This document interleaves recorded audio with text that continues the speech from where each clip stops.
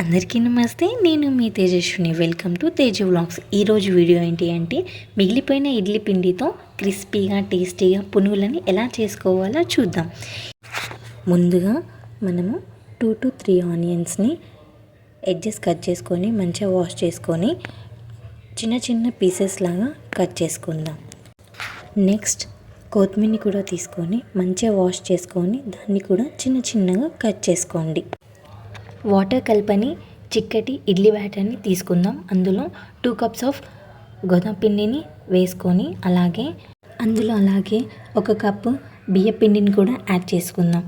Next ముందుగా cut చేసి పెట్టుకున్న ఆనియన్స్ని అలాగే ముందుగా కట్ చేసి పెట్టుకున్న కొత్తిమీరని ఇందులో కావాలి అంటే కొంచెం మైదా పిండిని కూడా యాడ్ చేయొచ్చు. నేను మాత్రం యాడ్ చేయలేదు. నెక్స్ట్ మీ రుచికి తగ్గ సాల్ట్ని కొంచెం వంట సోడాని యాడ్ చేయండి. యాడ్ చేసి ఈ మిశ్రమాన్ని మొత్తం మంచిగా మిక్స్ చేసుకోండి. ఇందులోనే 2 స్పూన్స్ ఆఫ్ జీలకర్రని కూడా యాడ్ చేసుకొని ఈ మిశ్రమాన్ని మొత్తం ఒకసారి మంచిగా కలిపేసుకొని పక్కన పెట్టేసుకుందాం. నెక్స్ట్ స్టవ్ ఆన్ చేసుకొని ఒక కడాయి పెట్టుకొని డీప్ ఫ్రైకి తగ్గ ఆయిల్ని అందులో వేసుకుందాం.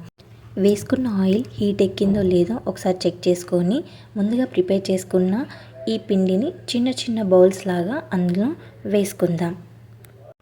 అలాగే ఈ పిండిని మొత్తాన్ని కూడా చిన్న చిన్న బౌల్స్ లాగా వేసుకుందాం.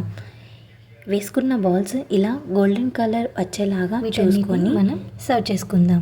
సో ఎంతో టేస్టీ అండ్ క్రిస్పీ పునుగులు రెడీ. దీన్ని మనం టమాటో చట్నీతో లేదా పల్లి చట్నీతో కూడా సర్వ్ చేసుకోవచ్చు.